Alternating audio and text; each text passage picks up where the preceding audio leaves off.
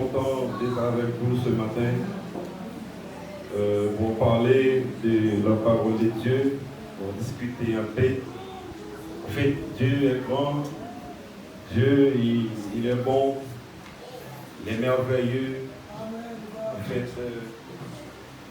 nous lui donnons beaucoup de respect pour tout ce qu'il a fait dans nos vies, pour tout ce qu'il a fait dans ta vie aussi.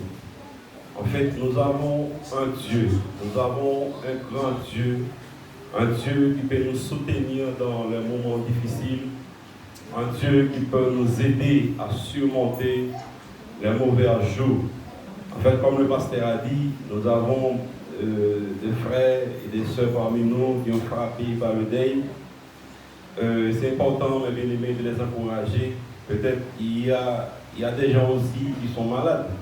Mais le plus important, c'est que nous avons des frères et des sœurs qui ont frappé par les deuils. Il y a sa mère qui est morte, il y a le papa qui sont morts. En fait, ce n'est pas toujours évident lorsque vous apprenez ces genres de nouvelles. C'est toujours frappant, c'est toujours fait palpiter au cœur, mais en fait, nous avons Dieu. Nous avons Dieu qui va nous soutenir. Nous avons Dieu qui va nous aider à traverser les difficultés. Parce que tout cela existait dans la vie. Ce n'est pas seulement le monde. Ce n'est pas seulement en fait, les gens en fait, qui sont dans la rue, mais nous aussi les chrétiens, nous sommes exposés aussi à la mort. Et il y en a beaucoup de gens qui sont dévancés, qui ont plus important pendant le royaume de Dieu, qui sont partis.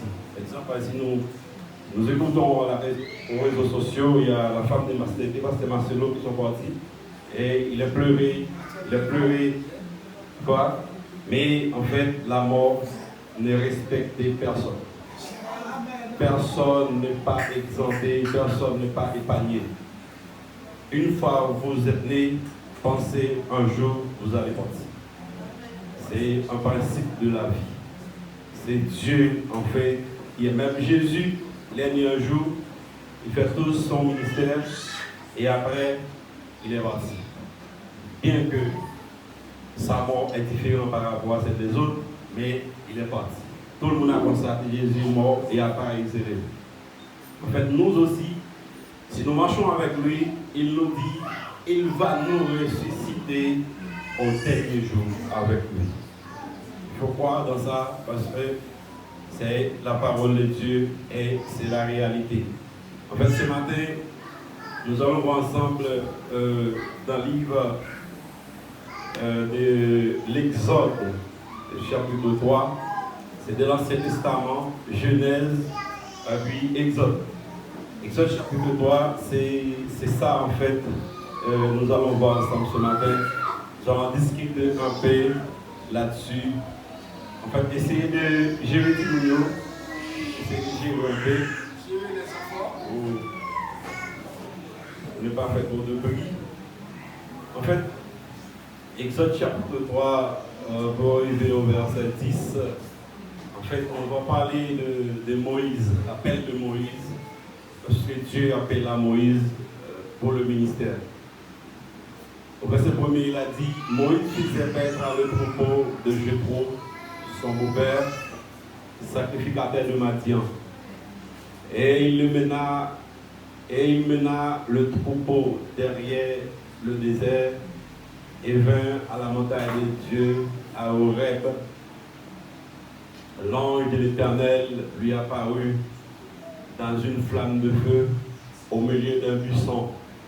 Moïse regarda et voici les buissons étaient tout en feu et les buissons ne se consumaient point.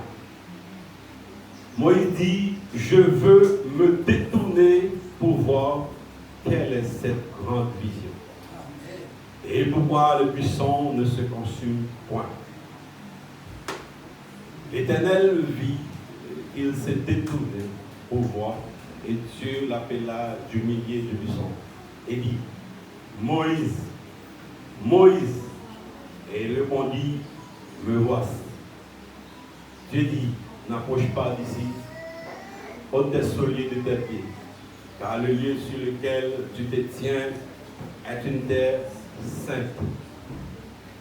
Et il ajouta, je suis le Dieu de ton père, le Dieu d'Abraham, le Dieu d'Isaac et le Dieu de Jacob, Moïse se cacha le visage, car il craignait de regarder Dieu. L'Éternel dit, je vis la souffrance de mon peuple qui est en Égypte. J'ai entendu les cris que lui font pousser ses oppresseurs, car je connais ses douleurs. Je suis descendu pour le délivrer de la main des Égyptiens et pour le faire monter de ce pays dans un beau et vaste pays, dans un pays où coulait le lait et le miel, dans le lieu qu'habitaient les Cananéens, les Égyptiens, les Amorains, les Phérésiens, les Éviens et les Jébusiens. Voici les cris d'Israël sont venus jusqu'à moi. Je vis l'oppression que le font souffrir l'Égyptien. C'est discours fini. Maintenant, va, je t'enverrai auprès de Pharaon et tu le feras sortir d'Égypte, mon peuple, les enfants d'Israël. Sois béni. Seigneur, nous te disons une grande merci ce matin pour ce verset que nous venons de lire. Merci, éternel Dieu, pour ce jour que tu nous as donné. Merci pour tes paroles. Merci, éternel des armées, parce que ta grâce est là, elle est disponible pour chacun de nous. Seigneur, nous te demandons manifester-toi, manifester ta présence parmi nous. Nous sommes faibles, nous ne sommes pas forts. Souvent, pas c'est nos excuses, mais c'est toi qui fais tout, Seigneur. Père, ce matin, avec nous et avec chacun de nous, permettez à ce que Père de gloire nous surmonter nos difficultés et nous guérir de nos maladies, nous guérir de nos culpabilités, nous guérir de nos sentiments mauvais, Seigneur. Père, fais ça pour nous ce matin, dans le nom de Jésus. Amen. La paix de Dieu soit avec vous. Amen. En fait, nous allons parler de Moïse. En fait, c'est pas tout. On ne va pas tout parler de Moïse, parce que la vie de Moïse, ça commence depuis, dans le parler de Pharaon. Moïse, ça commence depuis, en fait, pour parler de Moïse, il faut commencer d'abord depuis sa naissance. Pourquoi pas même depuis le déplacement d'Israël pour entrer en Égypte, qui a formé une nation là-bas. Mais en fait, Moïse, il est né là-bas en Égypte. En fait, il a grandi dans la cour du roi. En fait, il connaît tout. Il connaît tout. Mais par contre, vous connaissez un petit peu de cette histoire-là.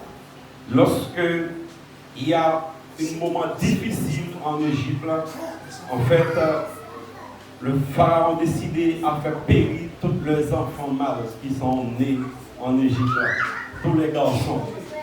Eh bien, Moïse a s'échappé. Moïse a s'échappé de la main du pharaon. Moïse a s'échappé comment? C'est le miracle de Dieu. Ils ont trouvé Moïse sur un fleuve, ils ont apporté Moïse dans le palais, et ils ont cherché une femme cananéenne pour venir, pour occuper de Moïse. C'est la même maman de Moïse, encore qui vient occuper de Moïse. En fait, Dieu, il fait son travail comme il veut. C'est pour ça ce matin, nous voulons dire, Dieu est avec vous ce matin. Dieu ne veut pas vous laisser. Dieu vous aime. C'est ce que je veux vous dire ce matin. L'Éternel a fait son travail. Mais c'est une préparation que Dieu a commencé avec Moïse. En fait, il y a un tas d'histoires qui passaient en Égypte jusqu'à ce que Moïse a fui l'Égypte pour entrer à Madian. Lorsqu'il est arrivé là, il se trouve chez Jéthro. Il commençait à occuper en fait des bêtes, occuper en fait des moutons. Mais de là étant, Dieu va faire connaissance avec Moïse pour la première fois. Dieu va se présenter avec Moïse pour la première fois. Je ne sais pas, en fait, quand est-ce que Dieu t'a fait connaissance avec toi ce matin. Je ne connais pas dans quelle situation Dieu vous a rencontré. Il t'a appelé. Il t'a dit, mon frère, ma soeur, viens avec moi. Je t'ai besoin de toi. Je veux que tu sois sauvé. J'ai besoin de toi pour me suivre. Comme il a fait, comme Jésus a fait dans le Nouveau Testament. Il a dit à Matthieu, viens me suivre. Il a dit à Zachée, viens me suivre. En dépit de tout ce que Zachée avait, ils ont tout laissé. Et il a choisi de suivre les églises. Ce matin, je ne sais pas, là, Dieu vous a rencontré. Comment Dieu vous a appelé. Dans quelle situation, dans quelles circonstances que tu étais. Mais le même jour qu'il vous a appelé, il est avec toi. Il ne vous laisse pas. Dieu apparaît avec Moïse. Comment il a apparu? Il apparaît avec Moïse dans un buisson. En fait, un pied bois, à peu près un arbre comme ça. Un arbre comme ça, en fait, il a apparu. Il a apparu sous forme de feu. En fait, normalement, dans l'Ancien Testament, il y a des anges qui présentent toujours avec les hommes. Parfois, ils se présentent comme Dieu. Parfois, ils se présentent, en fait, c'est juste pour apporter un message. Ils se présentent pour une raison quelconque. Mais l'apparition de Dieu avec Moïse dans l'Exode chapitre 3, en fait, c'est pour confier à Moïse une mission. C'est pour confier à Moïse une mission. Et cette mission-là, cette mission irrévocable. Il faut y aller. Il faut prendre une décision. Dans cet instant, lorsque Dieu appelle ses serviteurs, Dieu appelle des prophètes. Par exemple, Dieu a appelé Jérémie. Qu'est-ce que Jérémie a dit? Jérémie a dit non, je suis trop petit. Je ne peux pas. Dieu dit, monsieur Jérémie, je te connais. Depuis même avant tu es né. Depuis dans le sein de ta mère, je te connais. Vous n'êtes pas là au hasard. Vous qui êtes là ce matin, ce n'est pas un hasard. Ta présence n'est pas un hasard. Ta présence, c'est tout à fait planifié par Dieu. Toi, tu ne connais pas, mais c'est planifié. Dieu vous a connu depuis avant même tu es né. Dieu dit avec Jérémie, je te connais depuis avant même de ta naissance. Et je t'établis sur Israël pour être prophète. Pour être prophète, pour prophétiser les dangers qui viennent sur Israël. Les difficultés qu'Israël va rencontrer. Je t'ai établi comme prophète sur Israël. Dieu vous appelle ce matin, pas pour venir, pour regarder les gens ici, mais tu as une mission. Demandez à Dieu, vous m'avez appelé, pourquoi vous m'avez appelé? Normalement, je vais travailler à faire. Qu'est-ce que je dois faire? Est-ce que je suis là pour soutenir l'église? Est-ce que je suis là pour nettoyer l'église? Est-ce que vous m'appelez pour aller chercher les gens qui sont perdus? Est-ce que vous m'appelez pour donner de l'argent pour l'avancement de l'église? Il y a des gens aujourd'hui en fait qui sont venus à l'église, Dieu les a appelés. Ils ont moyens de finances, mais ils n'ont pas prêt pour investir pour l'avancement du royaume de Dieu. Le verset que le pasteur a pris ce matin dans Malachie, souvent quand il y a des difficultés, souvent j'encourage l'église avec ce verset-là pour les dire, donnez dans l'œuvre du Seigneur. Mes bien-aimés, nous sommes venus sur terre pour un petit coup de temps. Nous vraiment fatigués quand nous levons de très tôt, nous perdons une soirée. Des fois, nous allons au champ, nous blessés comme nous chercher de l'argent. Mais bientôt, nous allons partir. Nous allons partir, mes bien-aimés.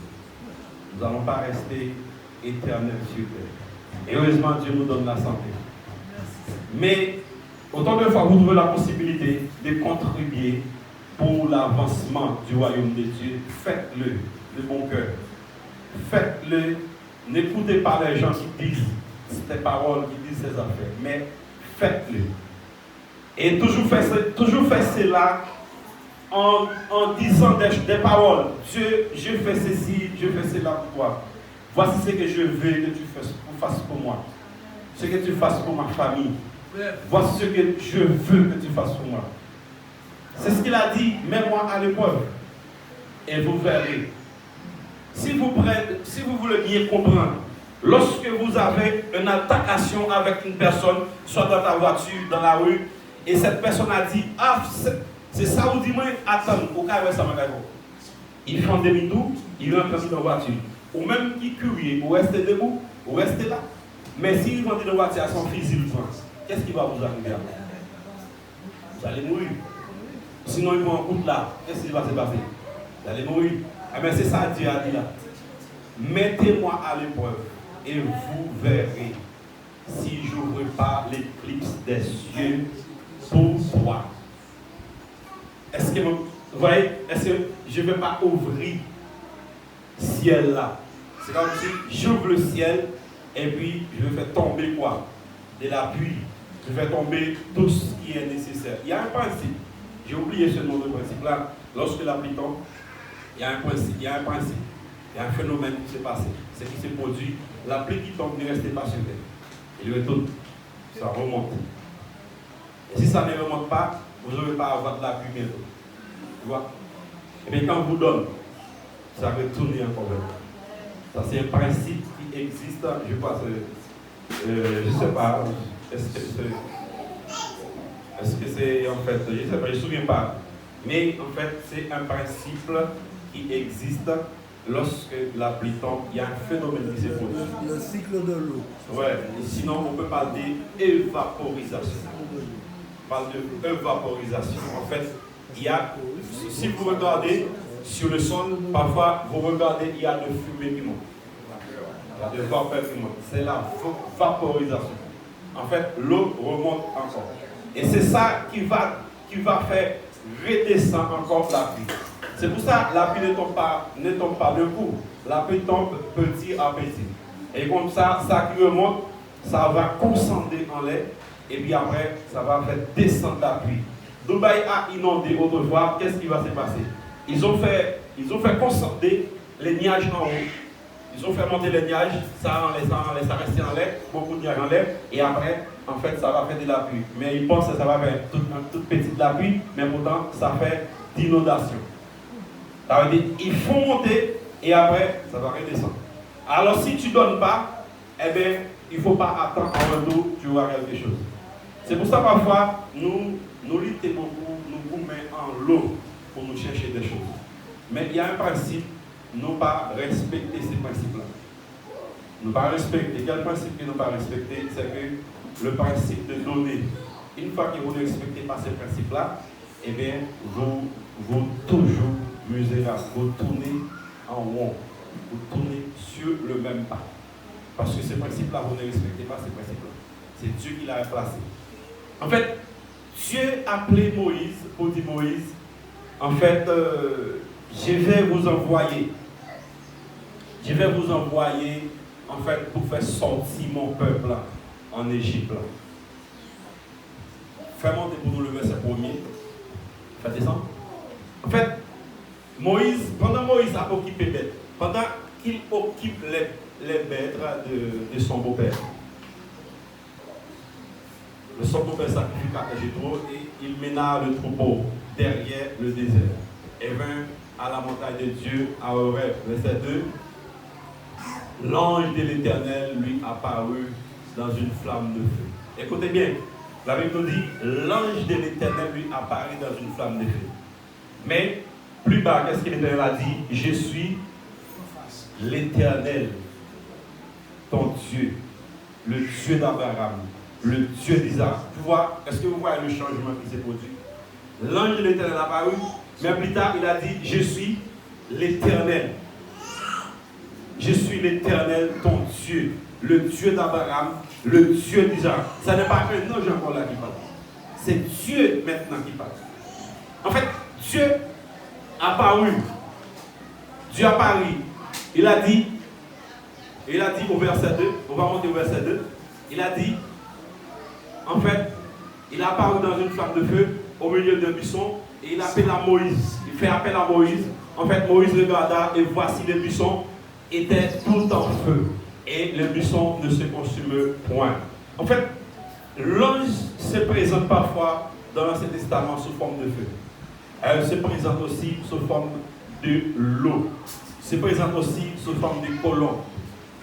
Lorsqu'il veut faire passer un message, il a apparu. En fait, Moïse, dans sa tête, dans la tête de Moïse, Moïse a dit, moi, je ne peux pas aller. Parce que, imagine-toi, lorsque vous connaissez le monsieur, vous habitez avec le monsieur pendant un temps. Vous connaissez monsieur Jacques très bien.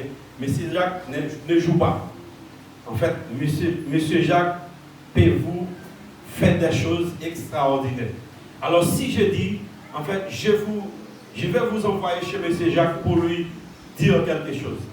C'est normal, vous étonnez. Vous ne voulez pas aller. En fait, là, on est en train de réfléchir sur le texte. Vous ne voulez pas aller parce que vous connaissez M. Jacques. M. Jacques peut vous tuer. Moïse a dit non, je ne vais pas en Égypte. Pourquoi? Parce que Moïse était dans la cour. Moïse voit tout ce qui s'est passé dans la cour. C'est là peut-être qu'on tue les gens, eux on enterre là. C'est là qu'on fait des sacrifices des humains. C'est là en fait lorsque vous désobéissez, on vous décapite. Personne ne peut pas répéter des choses comme ça. En fait, dans la cour, il y a des choses bizarres qui s'est passées. Et si vous connaissez l'histoire, lorsque Dieu décidait à envoyer Moïse là-bas, Dieu a dit à Moïse, tiens ce bâton-là, et avec ce bâton-là, tu vas combattre Pharaon. Eh bien, lorsque Moïse déposait le bâton par terre, eh bien, Pharaon aussi avait un bâton. Il a déposé par terre aussi. Il avait dit, c'était la cour, c'est un lieu de mystique. Il y a des mystiques en ce lieu. Puisqu'il y a des mystiques en ce lieu, eh bien, il ne faut pas oser, lorsque vous échappez dans ces lieux-là, il ne faut pas oser de retourner. Moïse s'éloignait vraiment loin d'Égypte pour ne pas retourner là-bas encore. Mais le fait que Dieu a un plan pour son peuple, le fait que Dieu pense à son peuple, le fait que Dieu a vu la situation son peuple là-bas dans l'esclavage, Dieu a dit à Moïse, il n'y a pas d'autre personne qui doit aller, c'est bien toi. Moïse présente des excuses. L'Éternel dit, non Moïse, je serai avec toi. Je suis là avec toi. Allez vers Pharaon. Il faut dire à Pharaon, laissez partir mon peuple. Parce que j'ai besoin de mon peuple. Pourquoi? Pour offrir des offrandes. Pour offrir des sacrifices. Pour faire monter vers moi-même des sacrifices de louange. Des sacrifices d'adoration. J'ai besoin de mon peuple. Dis à Pharaon, il faut qu'il laisse partir mon peuple. Moïse, pas de choix. Moïse porte de choix. Moïse est obligé de partir. Il est obligé de partir pour rentrer, pour aller, pour faire venir le peuple de Dieu, pour rentrer dans la terre promise. Mais bien aimé, lorsque Dieu est avec toi, lorsque Dieu vous accompagne, ne vous inquiétez pas. Parce que Dieu, il vous accompagne. Il ne faut pas peur. Si Dieu est pour toi, qui sera contre toi? Le prophète avait son serviteur, et le serviteur du prophète a regardé, il a vu tout le lieu est entouré de l'ennemi. Et il a dit, Yazi a dit, serviteur, en fait, tout le lieu est occupé, vous ne pouvez pas. Eh bien, le serviteur a dit, pas peur, parce que Dieu est fort. Ça avec nous, plus fort, et ceux qui sont avec eux. Alors, si Dieu est pour nous, est-ce que nous gagnons pour nous peur? Des fois, il y a des situations à traverser, ça porte des inquiétudes, ça porte des moments, ça porte des frustrations, ça vous rend triste. Mais sachant bien que Dieu, il est avec toi. Dieu ne vous laisse pas dans tes situations, dans tes problèmes. Dieu ne vous laisse pas. Il est là avec toi. Si Dieu vous lâche pour un moment, vous savez qu'est-ce qui va vous arriver? Parce que nous avons un monde, Satan cherche des gens pour faire des sacrifices. Surtout des personnes qui venaient à l'église, qui viennent, mais il vient sous la forme. Il vient sous la forme. Ce sont des personnes qui étaient dans le monde, Dans un premier temps, il fait tout ce qu'il veut. Et le Seigneur allait les chercher dans le monde. Il venait à l'église, dans un moment, il marche bien. Et après, il retournait dans le même pratique. Et puisqu'il retournait dans le même pratique, eh bien, là, il fait tout ce qu'il veut. Maintenant, le Seigneur n'a pas de problème avec toi lorsque vous faites ça. Même si vous le faites en cachette, personne ne sait pas, mais le Seigneur n'a pas de problème avec toi. Mais songez bien, il y a un jour, Dieu va vous rencontrer face à face. Il y a un impasse que vous allez rencontrer le Seigneur Jésus face à face. Vous ne pouvez pas faire ni arrière, ni avant. Vous devez rester là où Dieu est. Pourquoi? Parce que Dieu a toujours un espace pour vous rencontrer. Alors, si l'Éternel n'était pas avec Moïse, comment Moïse ose-t-il décider de retourner en Égypte? Lorsque Moïse a retourné en Égypte, tout le monde est étonné, tout le monde saisit. Pourquoi? Parce que non seulement Moïse a tué Égyptien, c'est pour un frère à lui. Il a tué un Égyptien. Et Moïse pense que c'était lui qui avait vu ça, tout seul. Mais il y a une personne qui avait vu aussi. Eh bien, Moïse s'échappa. Après, Moïse a retourné. Mais le Moïse qui a retourné en Égypte, ce n'est pas le même Moïse. Le Moïse qui a retourné en Égypte, c'était Moïse accompagné de Dieu. C'était Moïse que Dieu apprend devant. C'était Moïse que Dieu marche devant lui.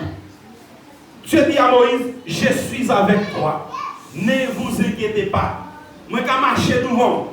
Lorsque Moïse décidait pour faire sortir Israël en Égypte, Moïse a fini avec Israël. Malgré Pharaon laissait partir les Israélites, Moïse en route, mais Pharaon continue par poursuivre Israël. La Bible nous dit, Dieu debout devant Israël, il marche devant et il marche pas derrière. Un cantique que j'ai l'habitude de chanter qui dit, la journée un nuage couvrit eux, la nuit un du feu clairé. Israël ne manquait rien dans le désert. Israël, ses chaussures restaient neuves. Ses vêtements restaient neufs. Parce qu'il marche dans un désert. Dieu est là. Il ne manquait rien dans le désert. Israël est protégé dans le désert. Un désert, il n'y a pas d'eau, il n'y a rien. Mais l'Éternel est là. Quand l'Éternel est là, tout est possible. Quand l'Éternel est là, on n'a pas besoin d'aller encore, on suffit. Parce que Dieu, il est avec toi. Il faut arrêter de plaigner. Il faut arrêter de casser la tête parce que ou en face en difficulté. Si tu es en face de cette difficulté-là, de ce problème-là, eh bien, sachant bien que l'Éternel, il est là avec toi. Si Dieu était avec Moïse, lorsqu'il a appelé, et si Dieu vous a appelé, eh bien, sachant bien que Dieu est avec toi. Il ne faut pas douter de ça. Il n'y a pas de sortie de là. Il n'y a pas de sortie de là. Dieu, il est avec toi. Si vous ne croyez pas, ça c'est toi. Mais Dieu, il est là avec toi. C'est pour ça que vous devez faire des expériences avec le Seigneur Jésus. Parce qu'il veut bien lorsque vous marchez avec lui, vous faites des expériences. Et c'est là qu'il va vous dire, je suis un Dieu qui marche avec moi. J'ai un Dieu qui marche devant moi. J'ai un Dieu qui m'entoure. J'ai un Dieu qui protège ma famille. J'ai un Dieu qui me protège. J'ai un Dieu qui me garde. J'ai un Dieu qui me voit. L'Éternel dit, Moïse, n'approche pas d'ici. Parce que le lieu sur lequel tu te tiens est un lieu saint. Moïse, il faut se déshabiller. Il faut se changer. Parce que Moïse autrefois, Moïse qui était en Égypte, c'était Moïse orgueilleux. Moïse qui était en Égypte, c'était Moïse, en fait, qui était couvri d'orgueil, couvri de toutes sortes de choses qui n'ont pas à la volonté de Dieu. Mais comme Moïse était un appelé, il faut que le travail de Dieu soit fait par Moïse. Dieu dit à Moïse, parce que le buisson qui s'en couvre de feu, lorsque vous apparaissez en face du buisson, c'est comme si vous êtes en présence de Dieu. Là, puisque Moïse est en face de Dieu, Moïse va purifier de toutes les souilles. Moïse va purifier de tout orgueil. Moïse va purifier de tout ça qui n'est pas normal, qui n'en lit, tout va tomber. Moïse dit, l'Éternel dit à Moïse, pas approcher là, il ne faut pas appuyer là. Avant même que tu plonges tes pieds là, il faut t'échanger, enlever tes souliers, enlever tes vêtements. Le péché qui sont à Moïse, il faut que tout ça tombe avant même de présenter la présence de Dieu. Dieu veut ça. Dieu veut que toi et moi, avant même que nous approchions vers lui, pour que nos péchés déjà soient tombés, les liens familiales soient tombés, les pensées, les culpabilités soient tombées, et maintenant nous sommes prêts pour nous avancer vers Dieu. C'est pour ça que dans nos adorations, dans nos rencontres avec Dieu, lorsque nous voulons décider d'aller rencontrer avec Dieu, soit par la prière, maintenant nous commençons par parler devant Dieu. Mais moi, envie d'offrir la vie, Papa, recevoir,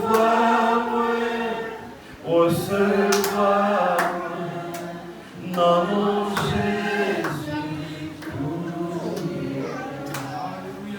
C'est la première chose que vous devez faire, parce que vous allez rentrer dans la présence de Dieu. C'est un principe simple. Maintenant, j'ai décidé d'aller chez M. Jacques. Je ne peux pas rentrer de n'importe quelle manière. Peut-être M. Jacques avait des chiens méchants dans la cour. Oh oui, il y a toutes choses qui peuvent vous arriver. Lorsque vous arrivez, il faut tecker dans la barrière. S'il y a des gens qui peuvent ouvrir pour toi. Et la personne qui est dedans va regarder qui est là. Il va regarder, est-ce que c'est possible pour M. Jacques rentrer ici, là. Est-ce que M. Jacques en tenir pour rentrer en ces lieux-là, dans ma maison? Si M. Jacques n'est pas en tenir, ce n'est pas possible pour que la porte soit ouverte. Il faudrait bien que la porte soit restée fermée parce que M. Jacques n'est pas en tenir. C'est ce que Dieu a fait. Dieu dit à Moïse, il faut s'échanger d'abord avant d'entrer dans ces lieux-là. Parce que celui-là est saint. Maintenant, si vous voulez vraiment rentrer dans la présence de Dieu, il faut d'abord se dépouiller pour rentrer dans la présence de Dieu. Il faut dépouiller, c'est comment? Commencez pas dans la barrière, pas frapper. Fais connaître ta présence est là. Fais connaître que tu veux rentrer dans ta présence. Tu veux rentrer dans la cour. Lorsque vous rentrez dans la cour, il y a une conversation avant même de vous donner une chaise, soit vous assise sous le véranda ou soit vous assise dans la chambre. Il y a des principes. Tout est là. Tout est là. Nous qui habitons dans une maison, c'est comme si c'est Dieu, c'est la maison de Dieu. Il faut commencer d'abord par frapper avant d'entrer. Vous ne pouvez pas voltiger la clôture. Vous ne pouvez pas rentrer sans frapper. Rentrer dans la présence de Dieu, c'est commencer d'abord par un cantique doux. David, dans une situation difficile, David appelait les chants, en fait, les gens qui jouent la musique. Et il a dit, il faut jouer en musique doucement. Et il commençait à souffler. David commençait à jouer légèrement, tout doucement. Et bien aimé, la présence de Dieu n'est pas dans des bruits, en fait. Dieu veut, lorsque vous décidez de rentrer dans la suite, rentrez bien. Rentrez bien. Il ne faut pas rentrer en brutal. Il y a des gens qui viennent là. Ils viennent, mais ils n'ont pas rentré dans la présence de Dieu. Ils ne rentrent pas parce qu'ils n'ont pas respecté les principes. Mais bien aimé, venir à l'église n'est pas une chose simple comme vous venez. Non, il y a des principes qu'il faut respecter. S'il n'y a pas de principe, Dieu n'allait pas dire à Moïse, n'approchez pas d'ici. Il y a des principes, mes bien-aimés. Respectez les principes. Quand vous venez ici, il faut venir avec tout respect. C'est sûr et certain, si c'est dans un bâti que vous rentrez, vous n'allez pas parler. Premièrement, vous êtes chrétien, vous ne voulez pas que vous entendez ici, là, ta voix ici, là, pour ne pas dire, ah, c'est un chrétien, il a la voix, là, cette fois-là, c'est un chrétien. Vous n'allez pas, faites attention pour ne pas parler. C'est tout petit, vous allez parler tout doucement, parce que vous allez consulter un petit. Et là, tout ce que vous dit faire, vous allez le faire. Bien qu'il soit dans l'erreur, il va vous éduire. Vous allez le faire. Il n'y a pas de bruit. Mais quand c'est dans la maison du Seigneur, eh bien, il y a un bing-bang. Tout le monde ne peut pas parler ensemble. Tout le monde ne peut pas parler. Non. Il y a des principes, mes bien-aimés. Dieu veut la principe. Dieu veut que vous respectez, surtout là où tu pries. Là qui est de Dieu avec lui pour lui chercher. Il y a un principe. Dieu, il est avec Moïse. Il est avec toi aussi. Mais sachant bien qu'il y a des principes qu'il faut respecter. Il ne vous a pas laissé dans tes problèmes, dans tes situations difficiles. Il vous accompagne. Et s'il n'était pas là, eh bien, ça n'était pas passé comme ça. Ce que vous voyez là, c'est parce que Dieu était là. C'est pour cela que ça passe comme ça. Mais sinon, il y aura des deuils, il y aura des cris. Mais heureusement, il était là.